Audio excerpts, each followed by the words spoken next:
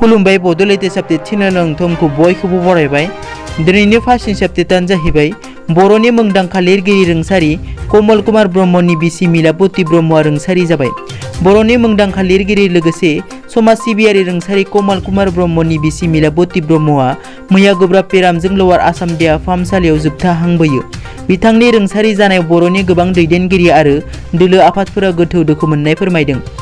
नैथियाव दङ भारतआ चीनखौ गोख्रों रावजों बुंदों। भारतआ चीनखौ काश्मीरनि जाथायाव दखल खालामनायनि थाखाय गोख्रों रावजों बुंदों।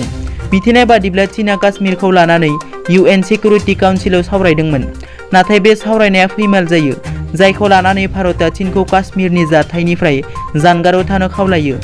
चीनआ काश्मीरनि जाथायखौ लानानै सावरायनाया बियो गिबि खेब नङा, बेनि सिगांबो गोबां सावरायखांबाय। बबेखानि आमेरिकाया बुधबारखालि लादाखनि जाथायाव भारतखौ हेफाजाब होनायनि बाथ्रा बुंथिदों।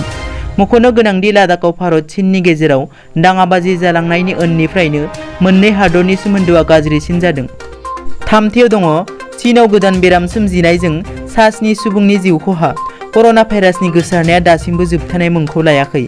बे समावनो चाइनायाव आरोबाव मोनसे गिलु-बालु बेराम सोमजिनाया बयखौबो समखिखांहोदों। चीन हादराव टिक-बर्न भाइरासजों सा 7 सुबुङा जिउ गोमायो, लोगोसे गासै थैनायजों सा 67आ जिउसाजों साग्लोबजानानै दं। बे जाथाया सोराङाव फैनायनि लोगो लोगोनो मुलुगनाङै समखिखांदों। ब्रैथियाव दङ क'क्राझाराव कर'ना भाइरासजों गाग्लोबजानानै सासे आइजोनि जिउ खहा। क'क्राझाराव कर'नाजों गाग्लोबजानानै सासे 52 बोसोर बैसोनि आइजोनि जिउ गोमायो। बे आइजोखौ क'क्राझार नोगोर रबीन्द्रनाथ नगरनि थागिबि सीता देवी होनना सिनायथिनाय जादों। मिथिनाय बादिब्ला बिथांखौ लोमजानाय आरो गोजोनाय जानायलाय क'क्राझार रुपनाथ ब्रह्म सिभिल देहा फाहामसालियाव थिसननाय जादोंमोन, नाथाय बिनि देहानि हालोदखौ नोजोर होनानै बरपेटानि Fakhruddin Ali Ahmed medical college and हस्पिटालाव दैथायहरदोंमोन, नाथाय देहा फाहामसालिसिम लांबाय थानाय समाव लामा ससेयावनो जिउ गोमायो। बाथियाव दङ दुलाराय बर' फरायसा आफादनि दाबि।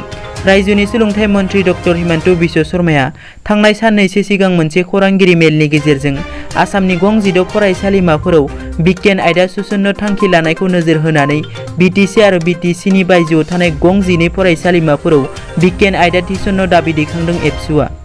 एबसुआ क'क्राझाराव थानाय बड'फा हाउसआव खुंफुंनाय मोनसे खौरांगिरि मेलनि गेजेरजों चिरां जिल्लानि सिङाव थानाय बासुगाव कलेज, बेंटल कलेज, क'क्राझार जिल्लानि सिङाव थानाय Janata college, Serfanguri girls college Kokrajhar, Baksa जिल्लानि Salbari college, BB Kisan college Jalah, Giyapat college Nikashi, Baksa, Khairabari college Udalguri, Mazbat college Udalguri, Murkong select college Jonai Dhemaji, Surupathar college Golaghat, Thongnokbe college Tokmoka Karbi आंलंनि कलेजाव बिगियान आयदा थिसननो दाबि दैखांदों।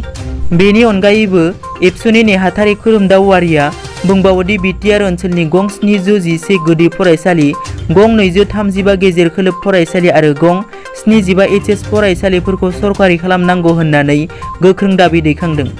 दथियाव दङ बाक्सा जिल्लायाव सा 3 सुबुंनि देहायाव कर'ना पजिटिभ मोनदों। बाक्सा जिल्लायाव फिन कर'ना बेरामि मोनबावदों। बाक्सा जिल्लानि सिङाव थानाय सालबारियाव मैया सा 3 सुबुंनि देहायाव कर'ना पजिटिभ मोनदों। बिसोर सा 3नि मुंफोरा जाहैबाय फारियै बिपुल सरकार, सन्जु सरकार आरो सन्जय सरकार। रिपर्टनि बादिब्ला बिसोर सा 3बो मोनसे गलायावनो थायोमोन। बबेखानि बिसोरनि देहायाव कर'ना पजिटिभ मोननायनि उनाव बिसोरखौ देहा फाहामसालियाव थिसननाय जायो। दिनैनि रादाबा एसेनोसै। नोंथांमोना जुदि आंनि चेनेलखौ दासिमबो साबस्क्राइब खालामाखै, अन्नानै साबस्क्राइब खालाम। गोजोन्थों।